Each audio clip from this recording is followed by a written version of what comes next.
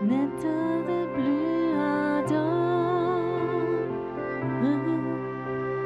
viens, n'état de plus dans ton cœur, viens, tel que tu es ardent, viens.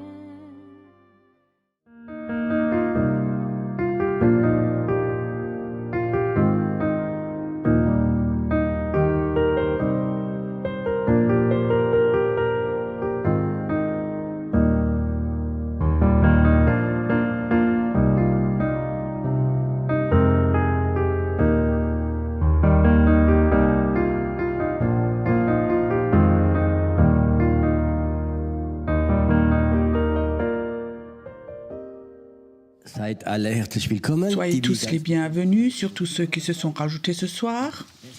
Qui s'est rajouté ce soir, levez voir la main.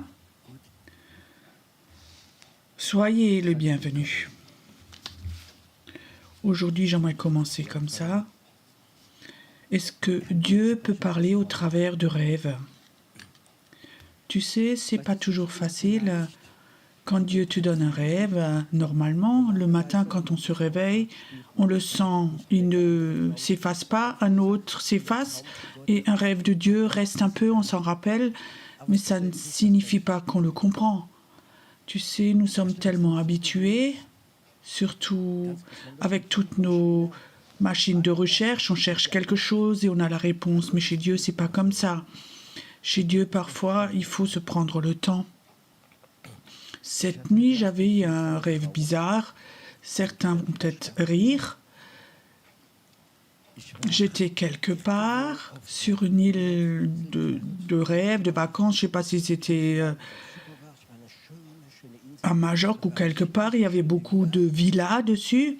Et j'étais un agent immobilier. Je ne sais pas d'où viennent ces pensées. Et quelque part, j'allais bien. J'avais du succès, et dans le rêve alors, les pensées étaient « Oui, ben, si la faveur de Dieu est là, peu importe ce que tu fais, ça réussit. »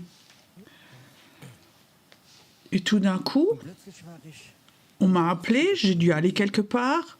C'était pas le long de la mer, mais c'était à l'intérieur de l'île. C'était pas une belle villa, mais c'était une maison assez ancienne, avec 2 étages. Je pensais encore, ça ne va pas avec ma clientèle. Est-ce qu'on peut vendre cet objet? Et j'étais devant cette maison, et plus je me rapprochais, plus je sens des puissances démoniaques, vraiment des puissances de l'oppression démoniaque. C'est vraiment... Ouh, ça donne froid dans le dos. Donc je rentre le portail de cette maison, plus je marche, plus c'est démoniaque dans cette maison. Et alors, il y a un homme qui m'attendait à la porte, venez rentrer, oui, je suis le vendeur. Donc, je suis allée dans la maison et il y avait... Donc, c'était hyper démoniaque dans la maison. Et je disais, Seigneur, mais qu'est-ce qui se passe? Donc, toute l'enceinte, là, est démoniaque. Est-ce que... Il dit, tu es au centre de l'occulte de l'île. Et ce centre appartient aux sorcières, aux satanistes. Et pendant des années, ils étaient ici pour faire leur rituel. Et quelque part dans le rêve, je savais, je suis là pour faire de la délivrance. Je suis là, l'endroit le pire qui était de ce pays. Et j'avais cette foi, bien sûr, je ne vais pas sortir avant que tous les démons soient partis. Ils peuvent encore être si forts. Alors je dis tout de suite au propriétaire, je peux m'asseoir, je peux peut-être rester un peu plus longtemps. Et il disait oui. Je le regardais et je savais, il veut vendre parce qu'il ne supporte plus ici. Et je disais, je ne vais jamais vendre cette maison aussi longtemps qu'elle n'est pas délivrée. Et si elle est délivrée, peut-être qu'il ne veut même plus vendre. Ça veut dire que je ne vais pas avoir de provision. Mais ce n'était pas important dans mon rêve. Oui, en tant qu'ancien homme d'affaires, on peut encore réfléchir un peu, hein.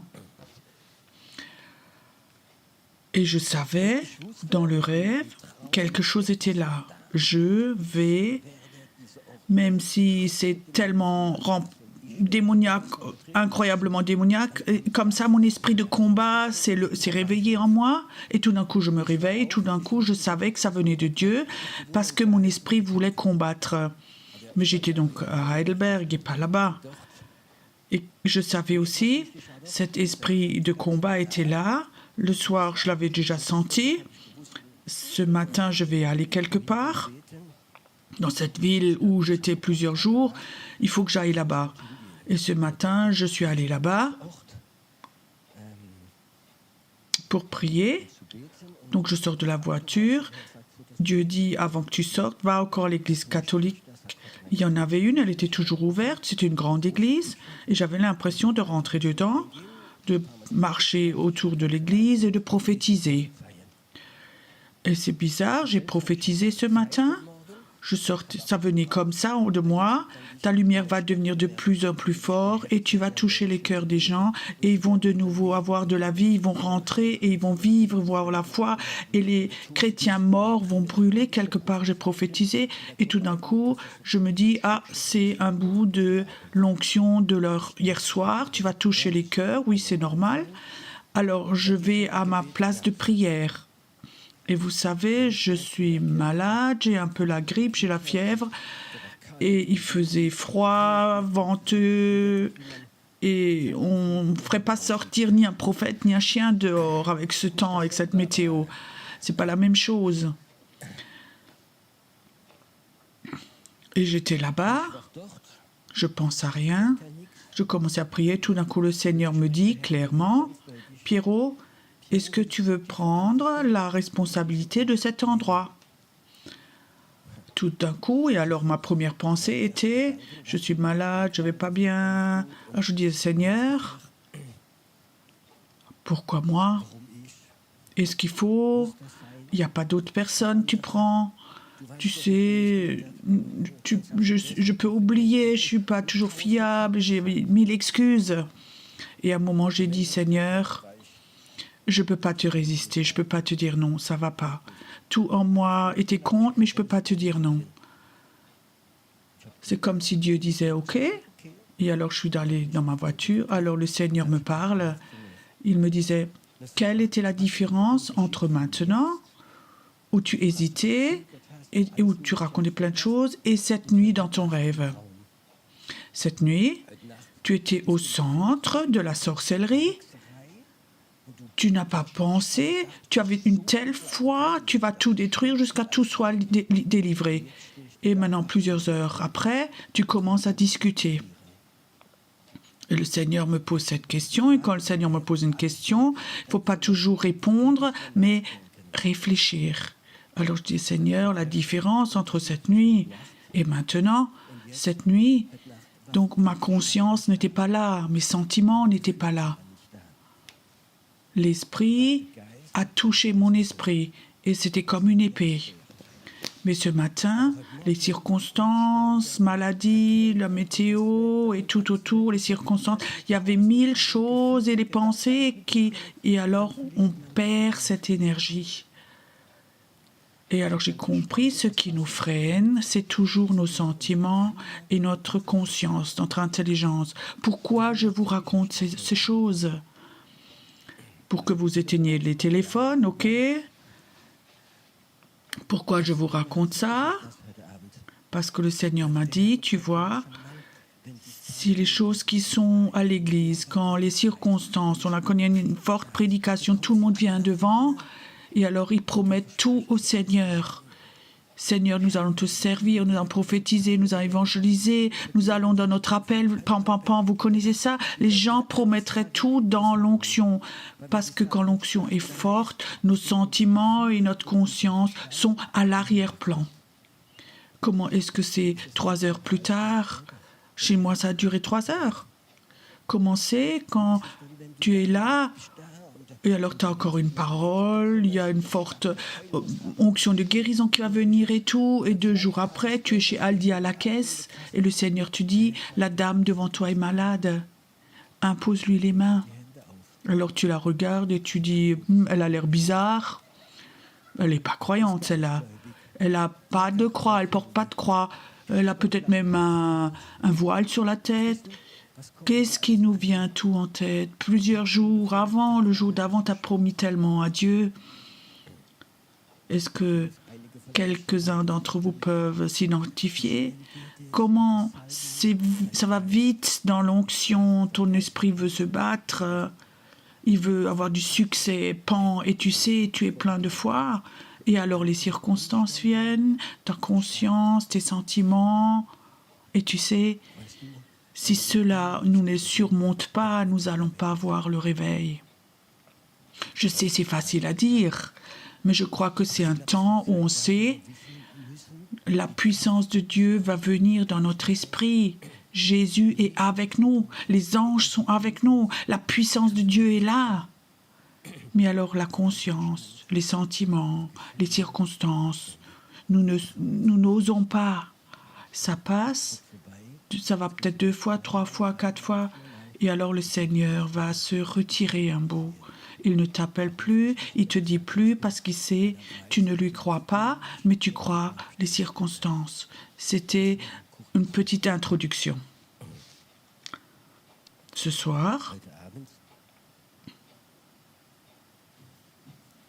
le titre de la prédication sera « J'aimerais parler de 3 fortes puissances ce soir ». Peut-être certains d'entre vous, théologiquement, est-ce qu'on peut dire que ce sont des puissances? Je ne sais pas, mais peut-être que tu peux le comprendre. La première puissance, c'est l'appel de Dieu. Vous savez que l'appel de Dieu est une puissance? Je crois que la majorité qui sont là ce soir, ou ceux qui sont chez eux à la maison, vous savez de quoi je parle. Il y a eu un jour dans ta vie, tu savais que Dieu t'appelle. Tu savais, tu lui appartiens. Tu sais qu'il y a un Dieu. Il y aura un jugement.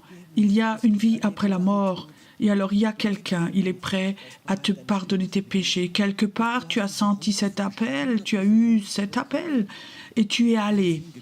L'appel est peut-être venu d'un évangéliste, d'un pasteur, d'un prophète, d'une personne. Peut-être qu'en lisant la Bible, peut-être par un rêve. Il y a 1000 façons où que Dieu appelle les personnes. Avec Moïse, il l'a fait avec un feu. Tout est possible. Tout est possible.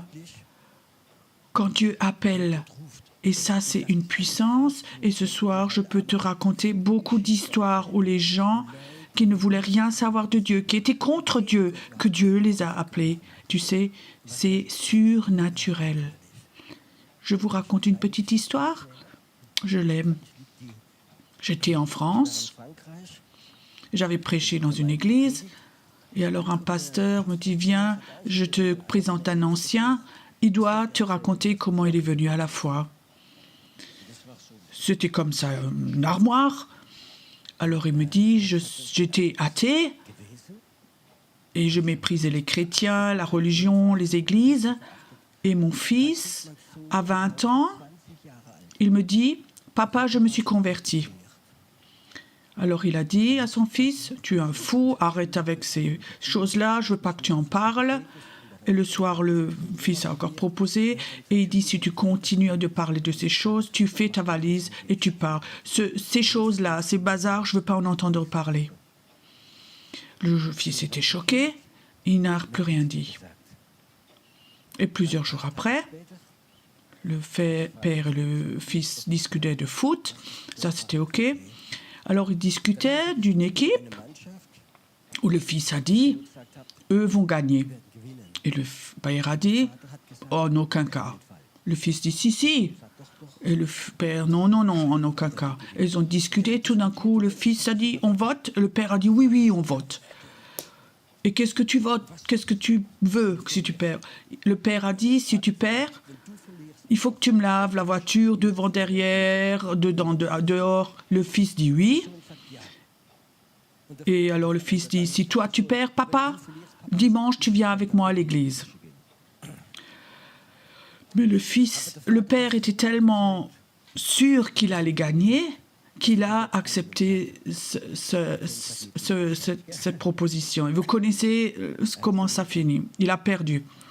Et alors il me disait, tu sais, je suis un homme de parole, je tiens ma parole, je vais avec. Il s'assied dans l'avant-dernière rangée, bras croisés, et il écoute. Et il se disait, qu'est-ce que c'est comme religieux bazar qui raconte là-devant?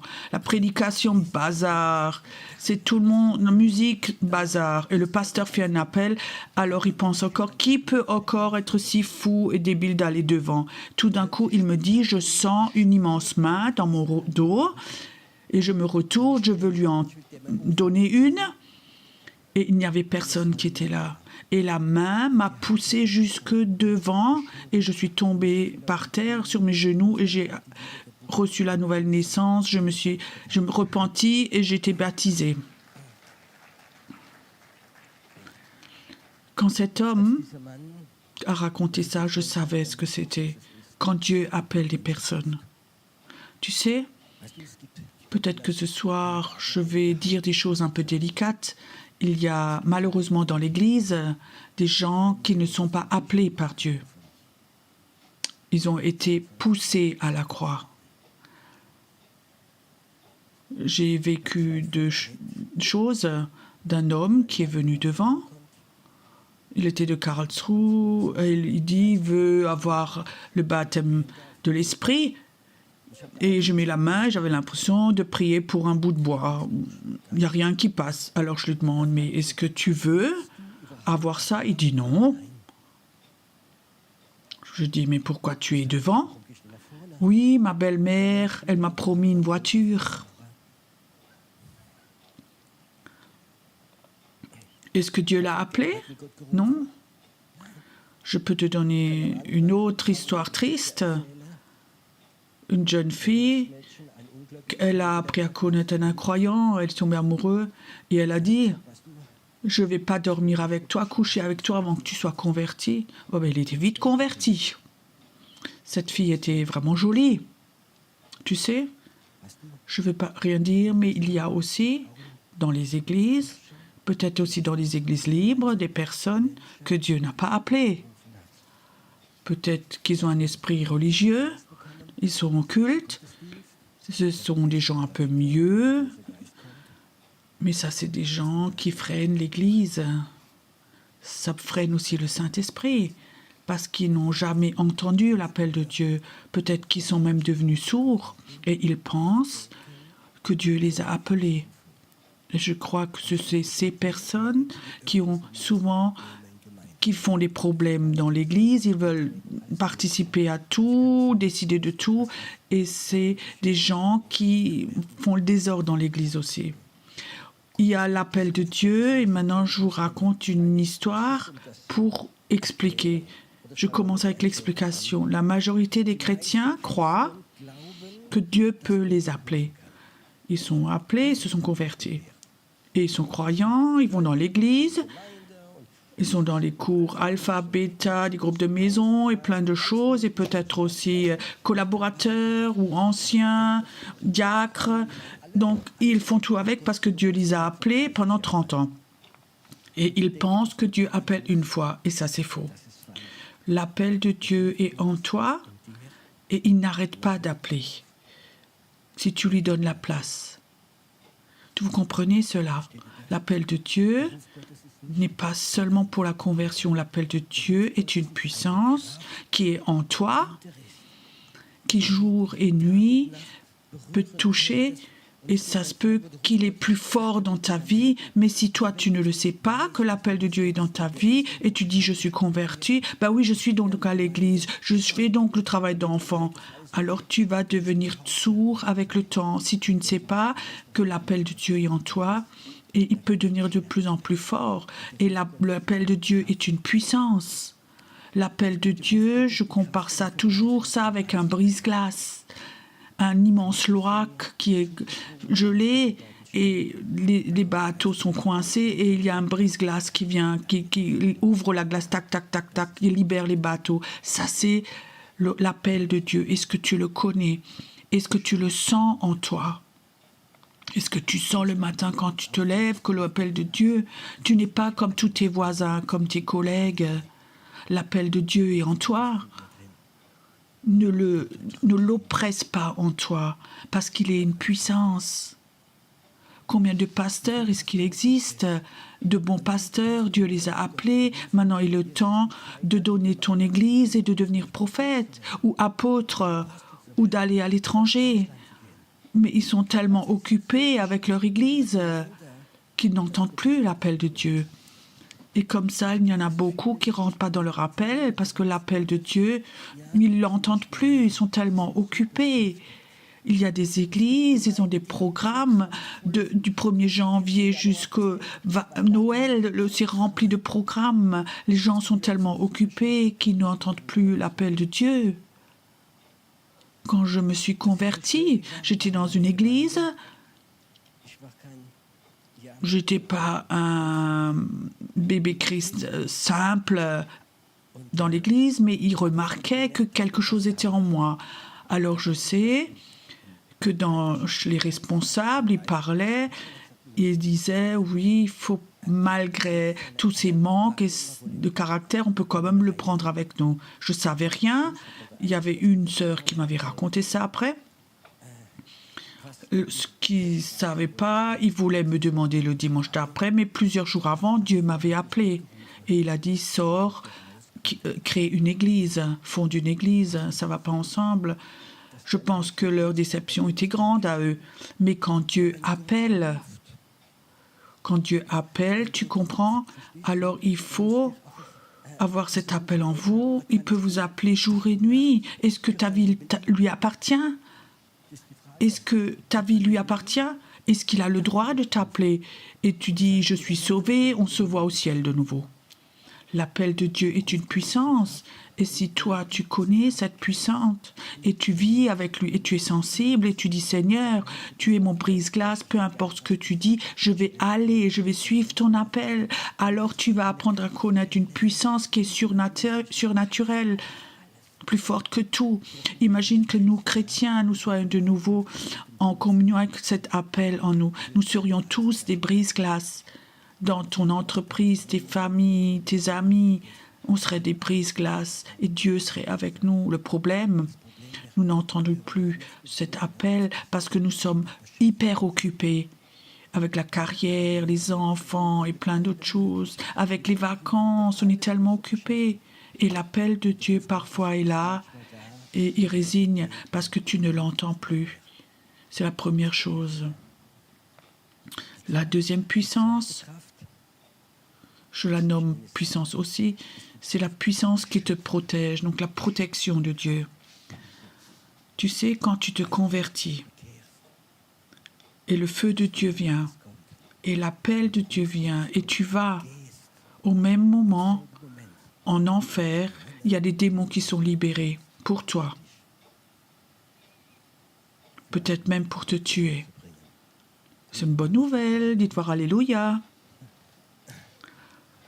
Ne regardez donc pas si peureux.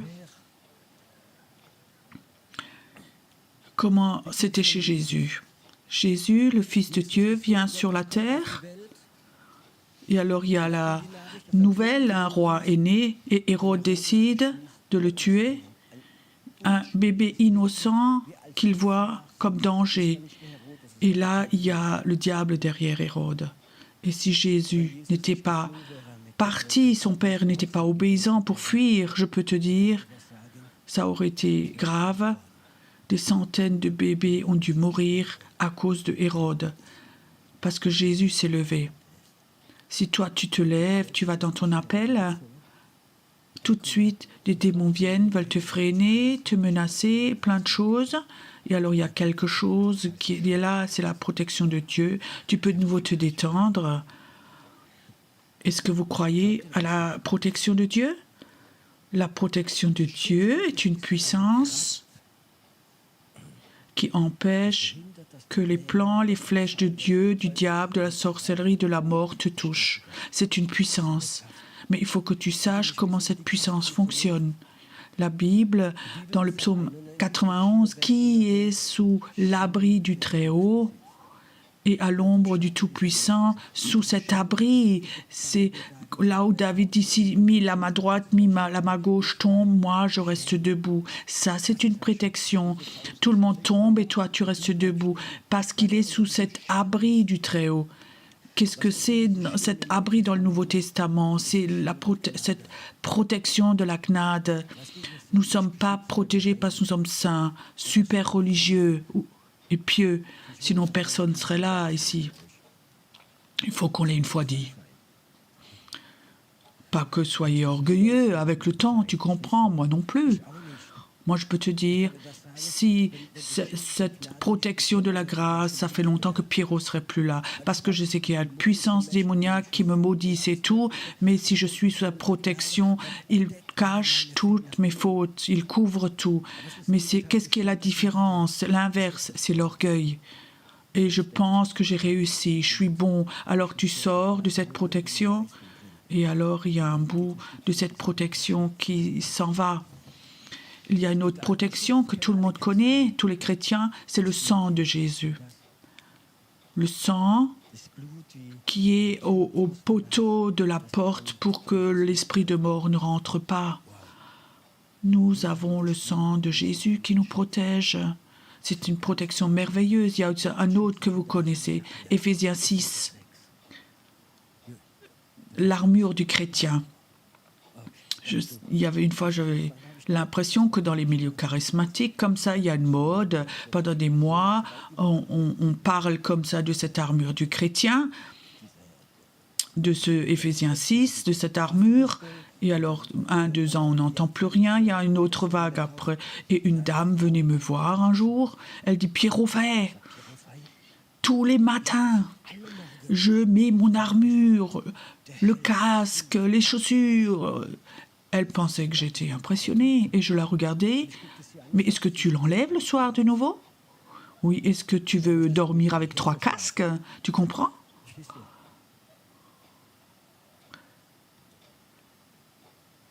Moi, je lui ai dit, tu sais, sœur, moi, j'ai mis l'armure une fois et je sais que je la porte. Et si Dieu me dit, alors consciemment, je vais prier, mais je ne suis pas celui qui, tous les matins, remet mon armure et perd mon temps avec ça. Et à la fin de la prière, oh, maintenant, est-ce que j'ai mis mes chaussures ou pas? Alors, il faut recommencer du début. Tu sais, ça, c'est la tradition et la religiosité. Mais maintenant, j'aimerais encore vous raconter quelque chose sur la protection, c'est important.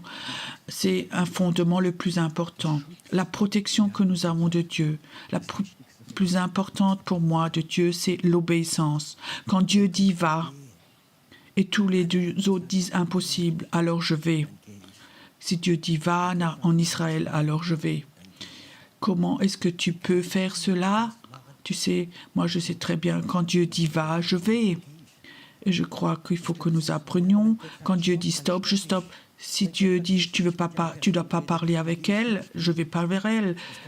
Je te dis, je suis sûre que ça m'a déjà sauvé la vie. L'obéissance, aller avec Dieu, pas à pas. Quand Dieu t'appelle et tu as le feu de Dieu et que tu vas, et tu sais et tu crois que le danger est là. Tu sais, dans ta vie, il y a des puissances démoniaques. Quand tu as un appel et tu commences, je sais que dans ton pays, il y a des sorcières. Ils ont toute une liste de gens qui maudissent tous les jours. Et peut-être que tu es sur cette liste et te maudissent, toi, ta famille. Mais aussi longtemps que tu obéis à l'appel de Dieu, rien ne va t'arriver. Et je crois que c'est tellement important, cette obéissance. Et le troisième point, c'est la formation. Quand Dieu a un appel pour toi, il ne suffit pas qu'un prophète vienne, un jour tu feras le travail d'enfant, ou tu iras en Afrique, ou tu feras ceci, cela, ça ne suffit pas. C'est juste un tout petit bout du puzzle. Si toi tu as un appel et tu as une vision, alors c'est important que tu te prépares. Une question. Qui d'entre vous a un appel un jour pour un pays? Levez voir la main. Si peu. Peu importe. Un appel où tu sais un land. Dieu veut te donner un pays. Ok. Il y en a certains. Qu'est-ce que tu fais alors? Est-ce que tu attends que des anges te descendent ça du ciel. Tu sais, Dieu me disait, Pierrot, va en Afrique ou va là et j'achèterai une carte. Et régulièrement dans la prière, je prierai pour ce pays. J'adopterai ce pays-là. Je bénirai les villes. Souvent, je vais prier pour le pays et m'attendre et attendre et dire, Dieu, quand est-ce que ce temps vient? Est-ce que je dois me préparer? Je dois apprendre la langue. Mais l'essentiel, c'est l'intercession, te préparer. Il y a beaucoup de personnes ce soir ici. Ton appel d'être prophète, prophétesse ou d'être prophétique. Je ne vais pas aller trop haut. Et ton appel. Qu'est-ce que tu fais pour te préparer?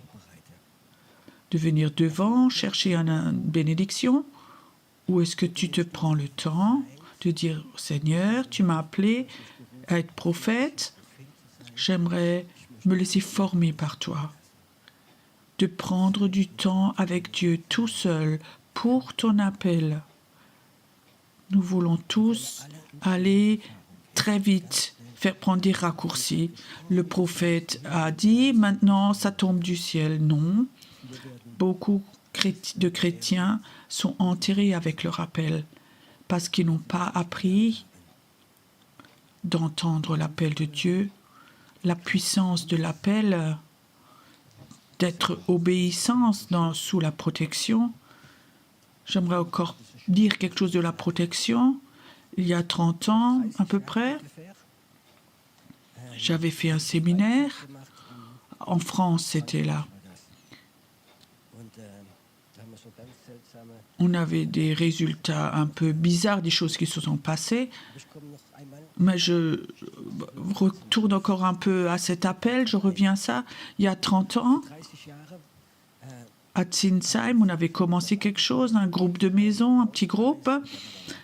Et on a eu une maison, un petit endroit. Quand on avait commencé, c'était il y a plus de 30 ans, j'avais à cœur, je visite les pasteurs de Zinsheim pour dire qui je suis, ce que j'ai sur le cœur, que je prie pour le réveil.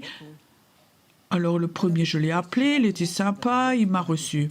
C'était le pasteur des églises méthodistes. J'ai fait un rendez-vous le matin 11h, je vais le voir. Je me rends compte, donc un petit rendez-vous, un petit homme. Il a eu un peu plus de 60 ans, son épouse aussi. Donc, ils étaient très sympathiques. Ils ont fait du café, un peu des petits gâteaux. On était assis à table. Il dit, racontez. Et j'ai raconté de la puissance de Dieu, du réveil, que Dieu a des plans de réveil. Je leur racontais de guérison, de délivrance, de démons qui sortent, de plein de choses. J'ai raconté, je brûlais. Peut-être un quart d'heure, il m'a laissé parler. Et alors il rayonne. Tu sais ce qu'il me dit? Chers collègues, dans 2 mois, mon épouse et moi, nous sommes en retraite. Et nous attendons depuis si longtemps. Nous sommes tellement heureux. Nous partons même d'ici. Waouh! Sa vision, c'était la retraite. Il était tellement heureux, il se réjouissait tellement. Humainement, je peux comprendre ça. C'est ce qu'il avait vu. Mais moi, j'étais choquée. Je lui ai raconté, on peut donc évangéliser plusieurs églises ensemble dans la ville.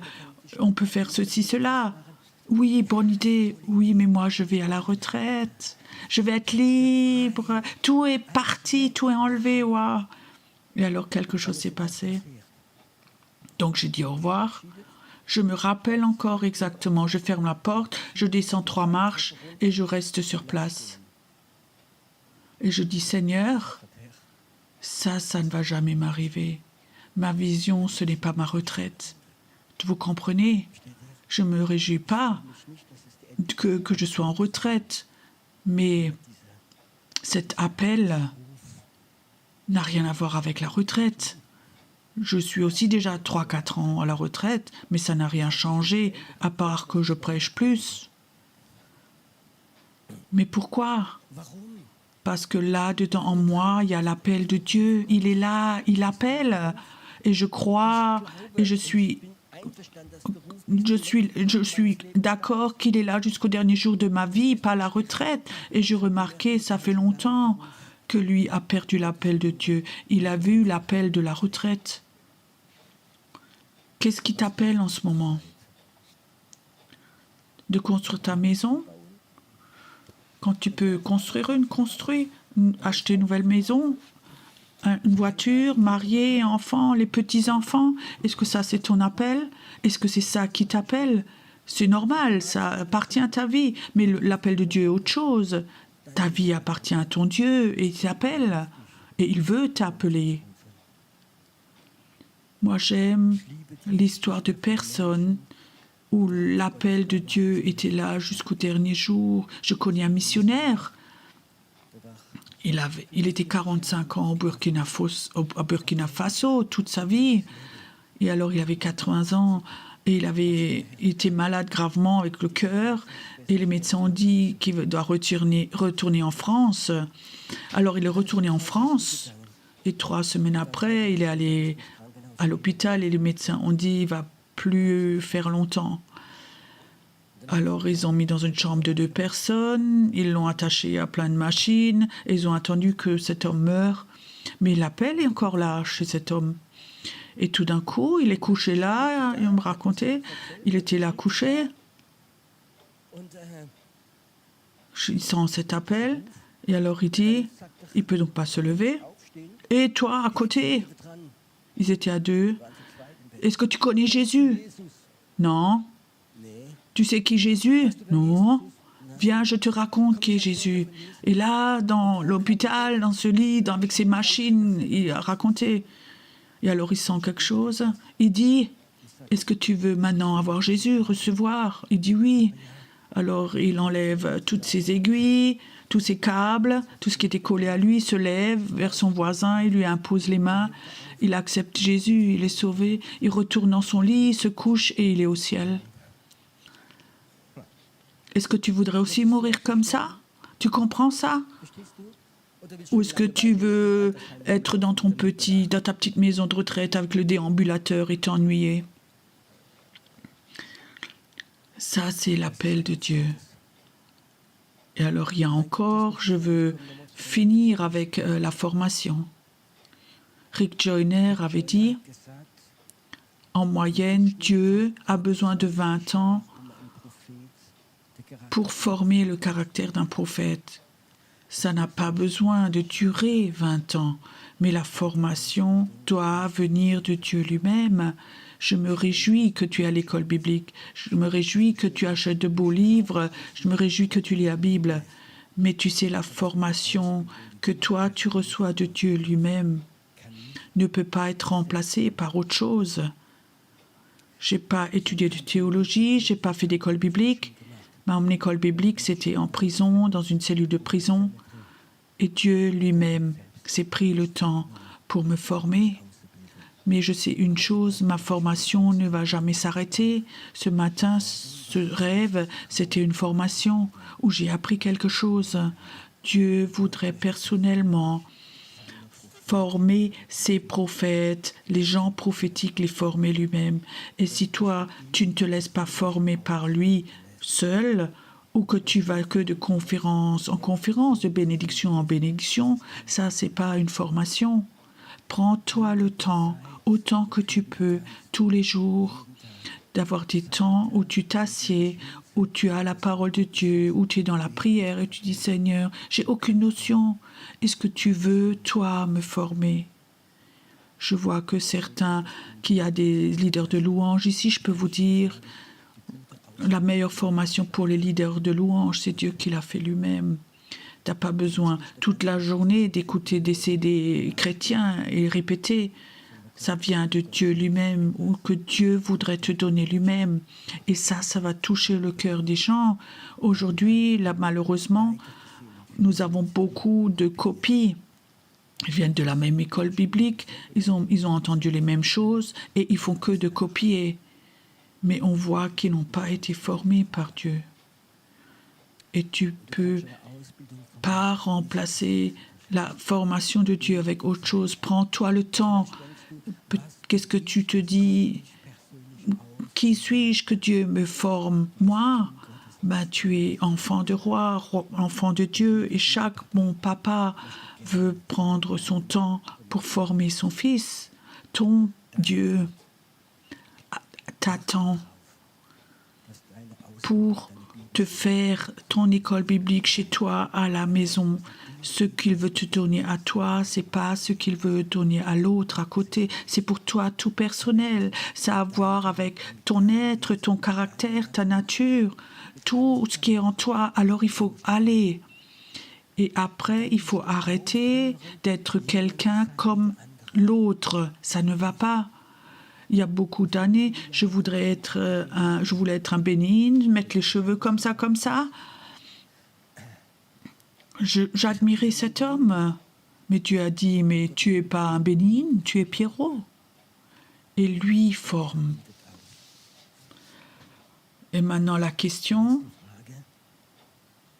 est-ce que tu es prêt à dire, Seigneur, ton appel, il doit être là. Ou là où il est endormi, où je ne savais même pas que Dieu peut appeler plusieurs fois, qu'il veut appeler tout le temps, où je suis désolée, je réveille mon appel de nouveau. Il doit se réveiller de nouveau. Je veux lui être obéissant. Et je veux apprendre cette protection, à l'apprendre. Et j'aimerais cette formation, Seigneur, pour les prophètes, pour être prophète. Je veux me prendre ce temps avec toi, que toi tu me formes. Merci Jésus, que toi tu fais ça, que toi tu fais cela, que tu es bon.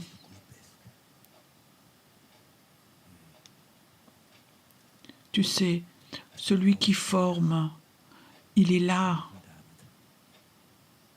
L'enseignant est là ce soir.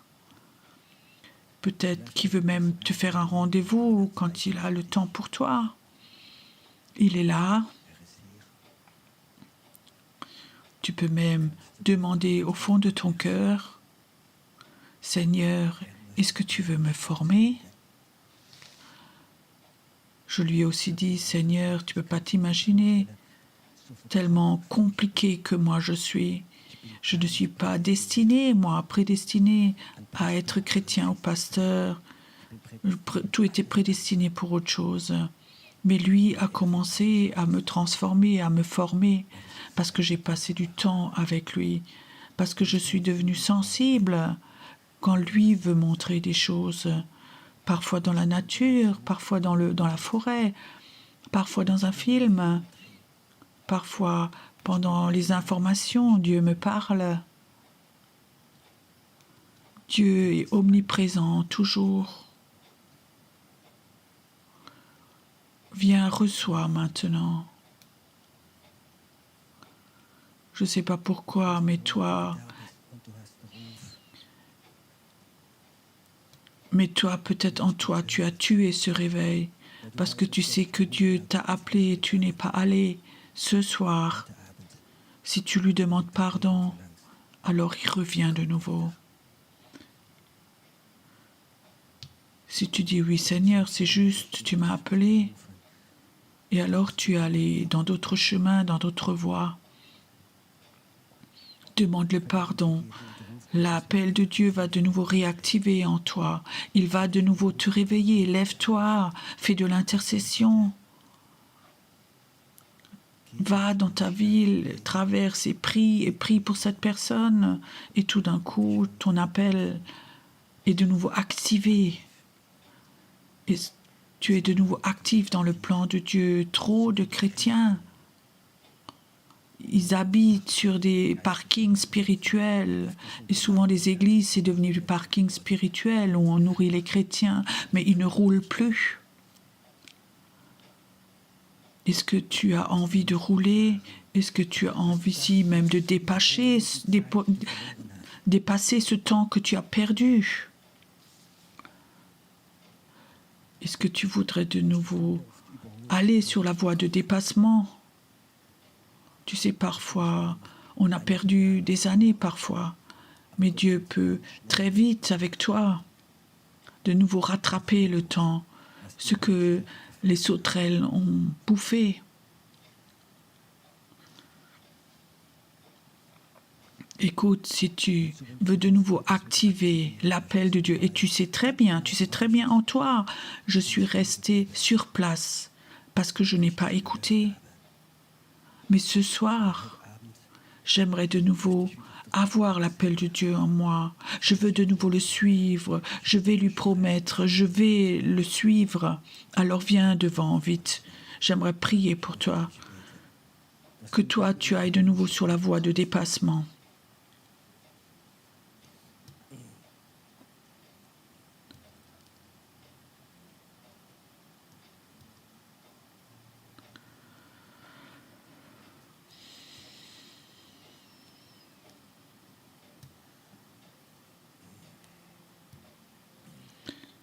Est-ce que vous avez déjà entendu? Beaucoup sont appelés et peu sont élus.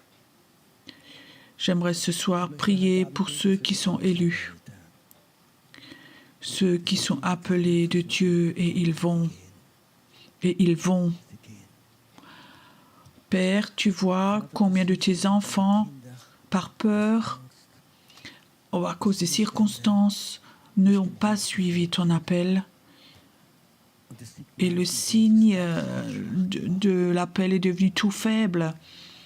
Mais ce soir, tu les as appelés et tu voudrais de nouveau réactiver cet appel pour qu'ils puissent de nouveau entendre. Père, j'aimerais aussi que certains, cette nuit, quand ils se réveillent, sentent de nouveau cet appel de l'intercession, cet appel où ils vont prophétiser. Ça vient maintenant. Ça vient. Je vois comme les antennes de nouveau se lèvent et tu vas de nouveau entendre. Dieu veut t'utiliser. Il veut te former. Maintenant. Je sens maintenant. De préférence, je prierai pour chacun. Tu sais, il y a souvent des gens qui viennent, ils sont malades. D'autres, ils viennent, ils ont peut-être le cancer. Et je dis, je ne veux même pas prier. La meilleure protection, c'est va dans la volonté parfaite de Dieu. Et tu vas voir, la main protectrice de Dieu vient sur ta vie.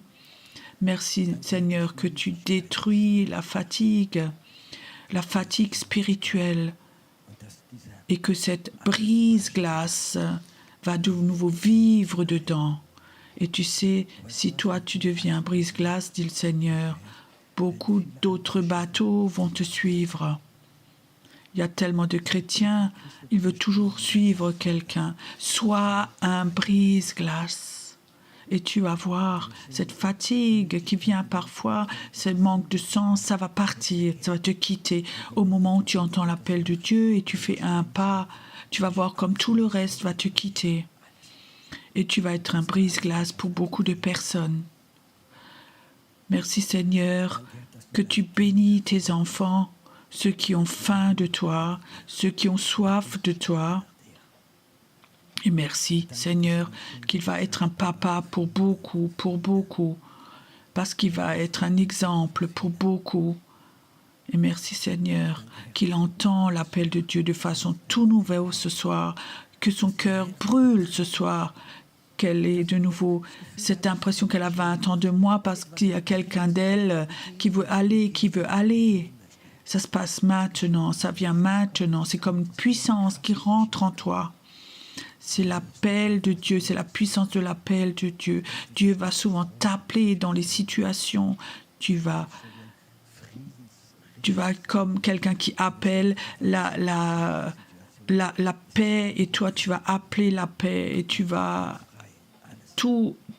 Dieu t'appelle maintenant et Dieu te libère complètement. Merci Seigneur que ce soir, là devant, tu touches les personnes. J'aimerais que les collaborateurs prient avec et qu'ils ont une impression d'activer cet appel, ce feu, de l'activer dans les personnes pendant que nous adorons.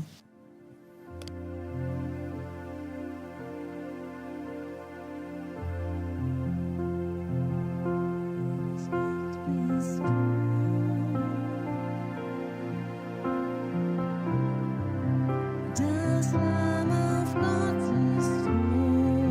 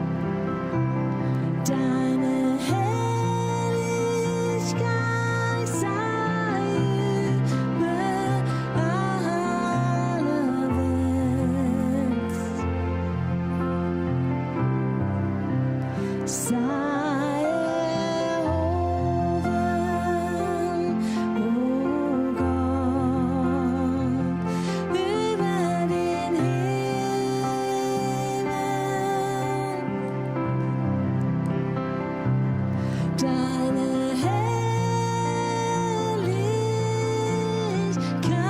Herrlichkeit, deine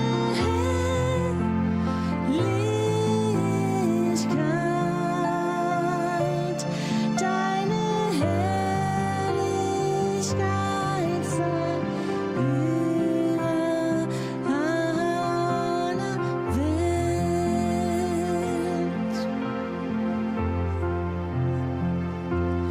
Deine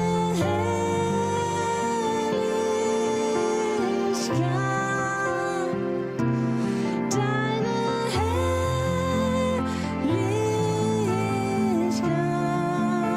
Herrlichkeit, deine Herrlichkeit sei über alle Welt. Sei über alle Welt. Ich will dir danken, Herr, unter allen den Völkern. Ich will dir Loblieder singen unter den Menschen.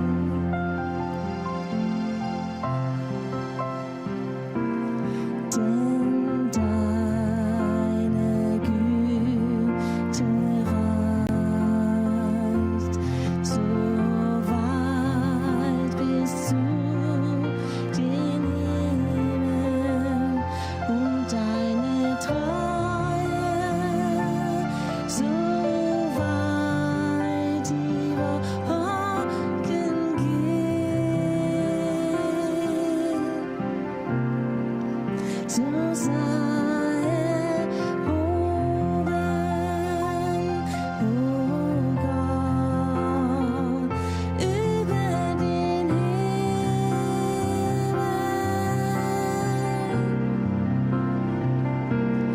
Deine Herrlichkeit sei über alle Welt. Sei erhoben, o Gott, über den Himmel.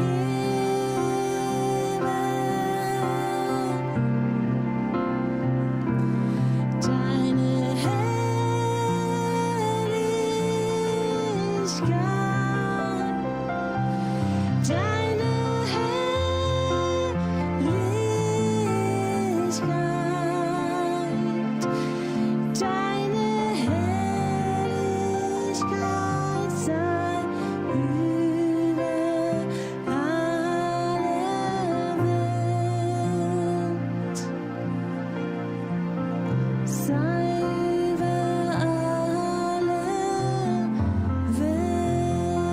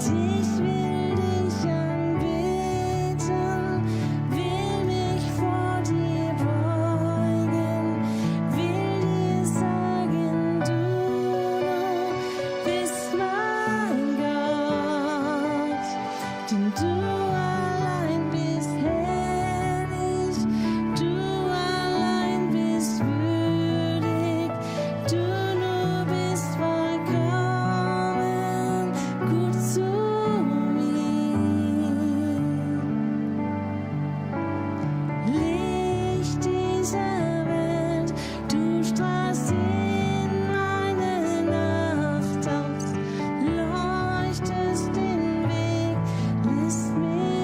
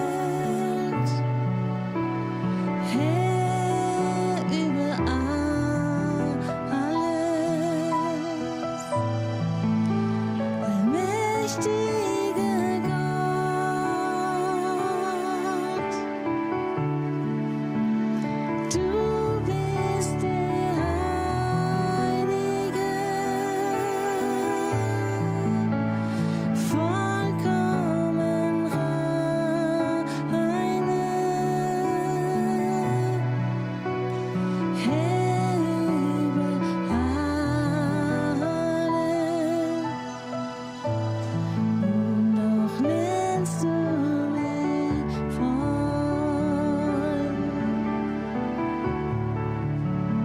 Ewiger Vater,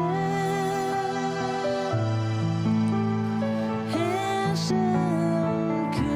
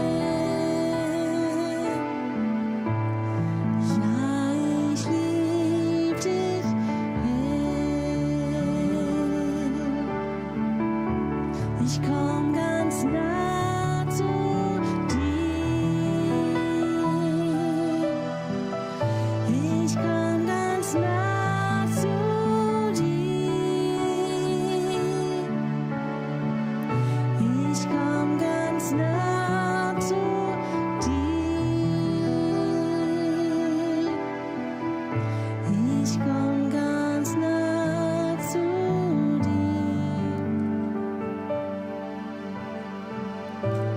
Ich komm ganz nah zu dir.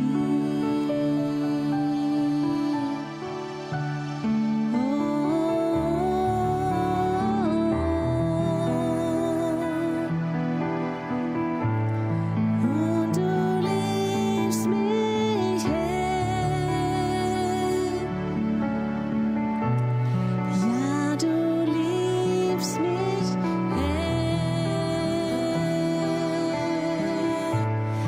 ja, du liebst mich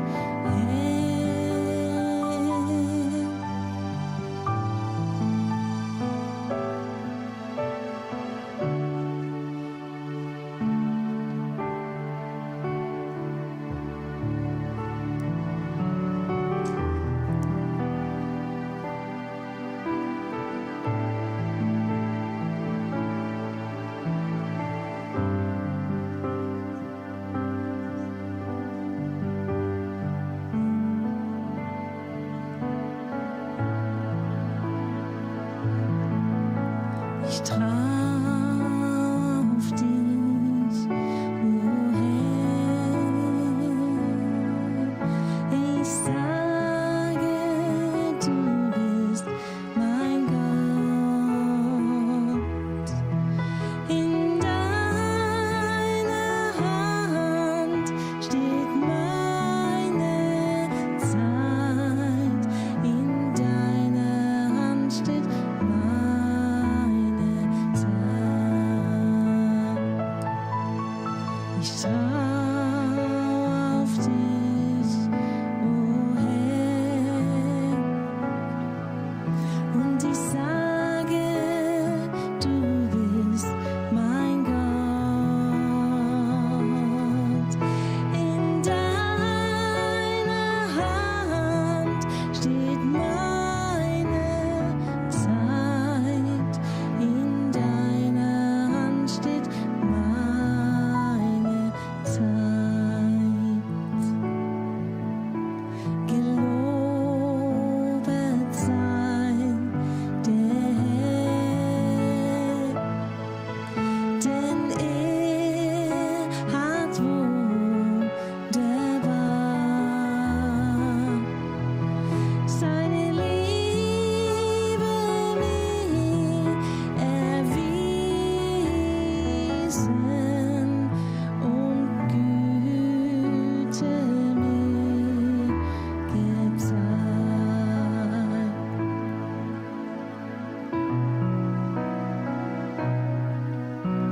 Ich trau auf dich, Herr,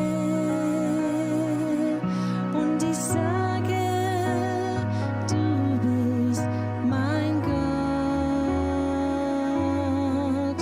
In deiner Hand steht meine Zeit. In deiner Hand steht meine Zeit. Gelobet sei der Herr, denn hat wunderbar seine Liebe mir erwiesen und Güte mir gezeigt. Seine Güte mir gezeigt. Ich trau auf dich, Herr, und ich sage, du bist mein Gott. In deiner Hand steht meine Zeit. In deiner Hand steht meine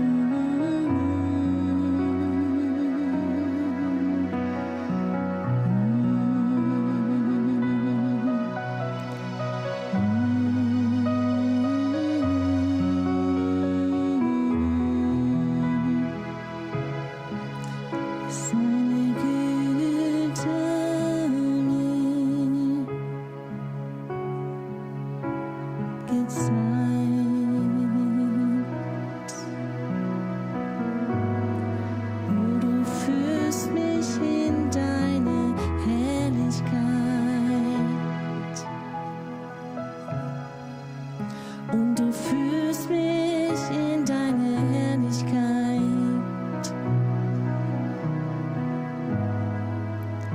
Ja, du führst dich in deine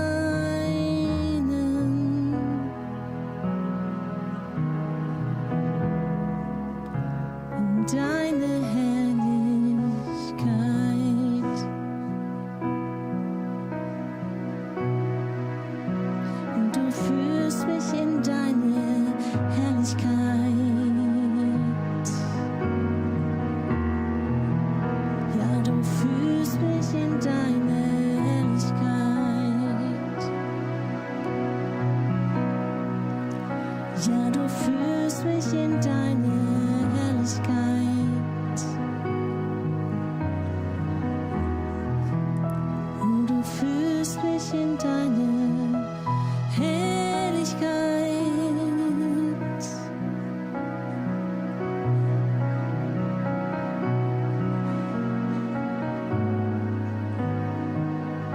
Oh, du führst mich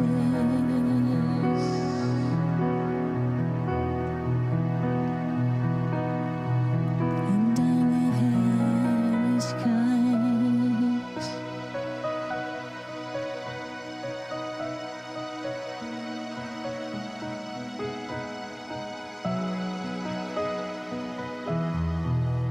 Ja, du führst mich in deine Herrlichkeit.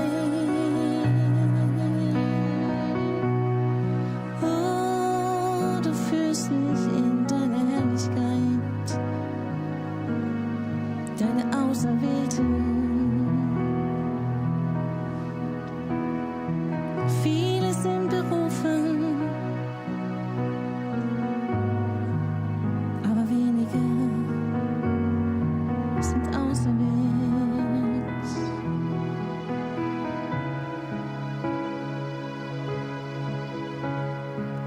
Bei dir,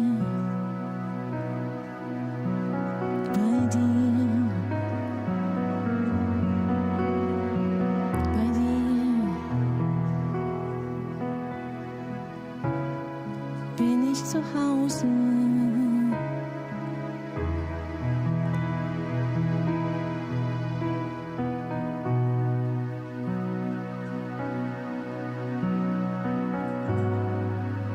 Der Vater ruft seine Kinder.